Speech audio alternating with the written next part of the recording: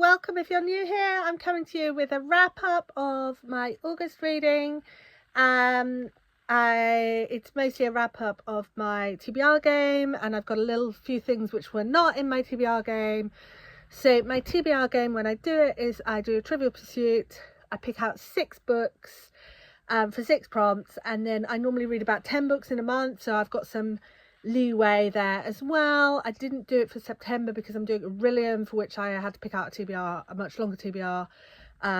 So if you pop back to my last week's video, you'll see my TBR for September. I did jump the gun a little bit by reading one of the books I said I was going to read in September in August, and I'll be telling you about that later in the video. But maybe I'll read one of the August books in September, who knows. Okay, so my favourite book of last month is not one I will otherwise be getting to talk to you about, which is why I'm going to tell you about it now. Also, in my July wrap up, I did put in my favourite book of the month, and I thought actually I quite like that, so I thought I'd carry on with that. My favourite book of the month, there are a few contenders. I'm going to go with Human Rites by Juno Dawson. This is a urban fantasy queer about taking control of your own lives and saving the world, and it's got some weird time shenanigans and weird like relationship stuff going on, like mothers, daughters, friends, lovers. The whole everything you can imagine might go under that is in there, and it's purple and it's pretty, and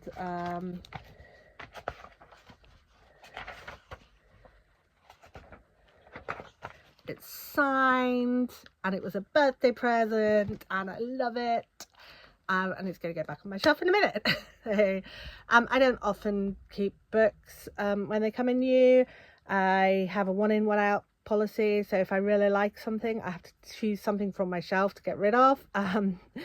So I don't always keep books, but this one I am.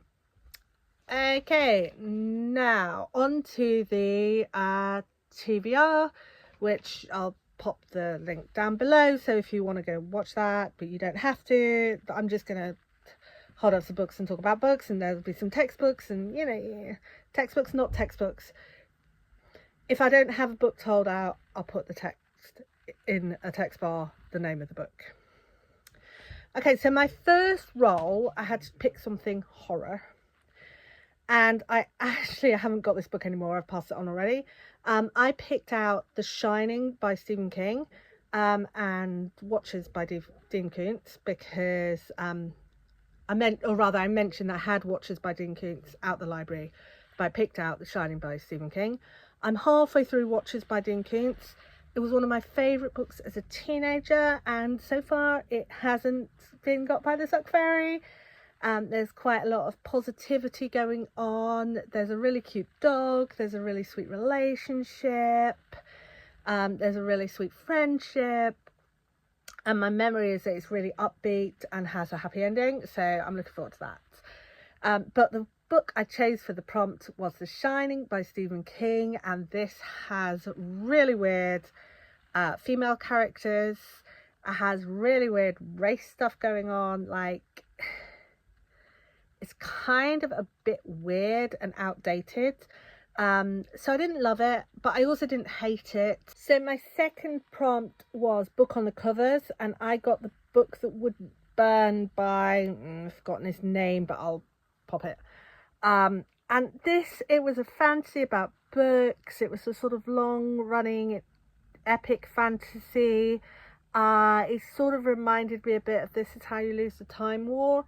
But I just couldn't get into it, and I bounced off this. But it was an ebook, so I'll probably come back to it later.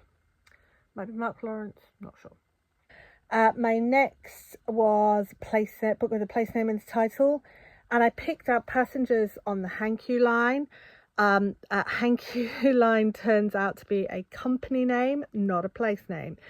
So I did read it, and it's a really sweet slice of life contemporary about people who kind of interact on a train, or who are noticing each other on a train. It's like different stories about people who commute on the same train line. And it was really sweet and really lovely, and I'm struggling to describe it. But if you like sweet slice of life contemporary, I'd recommend it. But it doesn't have a place name in the title, so I read The Mars House. So I read The Mars House by Natasha Pulley, which is a great sci-fi about revolution and immigration and trying to do the best you can and coming to people and understanding them. And it had really weird politics. So I wasn't quite sure where it was going. But then I did like the direction it went in, and it was very nuanced, and it was all about listening and communication. So I really love this. It's set on Mars with immigrants or refugees from Earth, and how you deal with keeping all the refugees from Earth are much stronger and more dangerous just by nature of physical differences that have accrued over time than Martian natives. And it's about keeping everyone safe and giving everyone a good life to the best of your abilities. Where was I up to? Okay. Shiny cover. And I picked up, and I've been calling it The Huntress of the Sea, but it's not. The Huntress is a trilogy name, and the book name is Sea. And it's not about mermaids either. It's about pirates and magic and family, and it's a kid's book, which I also hadn't quite realised, and it's basically nothing like I expected, and it kind of felt like a polar fantasy, except it's not polar, but it's about family and pirating and the world being against you because you're a nomad, and they like people who are fixed. And it was quite nice. Yeah, it's not like the best book I've ever read, but I'm glad I've given it shelf space, and I'm glad I read it. Multiple Generations, and I picked Q by Christina Dalcher, and this was grim, really grim. It's about they've made a two-tier society, and it's the wife of the man in charge of the two-tier society whose daughter gets taken off to like special school for people who they kind of don't want in their mainstream society, and she follows her, and she's coming to realize that everything isn't fair and everything isn't good, and she follows her into this pit of despair. And then there is a revolution. And revolution is powered by journalists, quite interestingly. I quite like the revolution in this book. I quite like the mother. I really hated the father, which is also a good thing in this book. And again, I'm really glad I read it. I'm probably not going to keep it around just because it was so grim, but I did like it, and I would recommend it.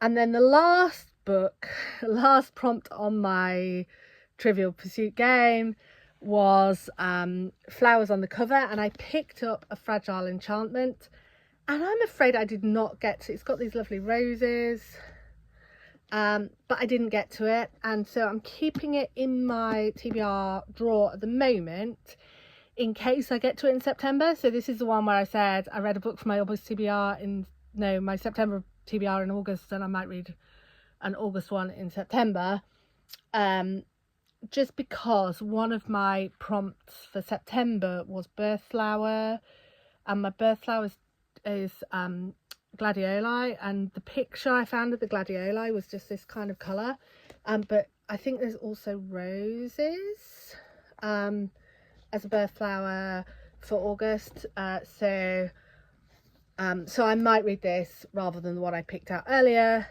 But I did read For Duck's Sake by Donna Andrews, which is a cozy crime about a blacksmith, although she doesn't do much blacksmithing in this book, about someone who has her finger in all the local pies. She's mayor's assistant, and in this case she's actually taken a break, and her mother is running a dog show, and so it's all set around this dog show, and there's a dog napping plot. So there is a lot of animals in this book, and one of the things that happens at the beginning is they're digging out a duck pond for Meg's brother Rob's house, and they disturb a skeleton. So it's a cold case, there's no new murders, But there is a lot of dogs, a lot of yapping, a lot of diving back through the layers of corruption that were before the current regime in the town took over. And it's quite late in the series. There are loads of these books. They've all got duck pun names, and I've enjoyed them all. And it did have flowers on the cover, so I did read one with flowers on the cover. So I feel like actually overall I had a good reading month, even though I bounced off one of my books and I just didn't even start this one.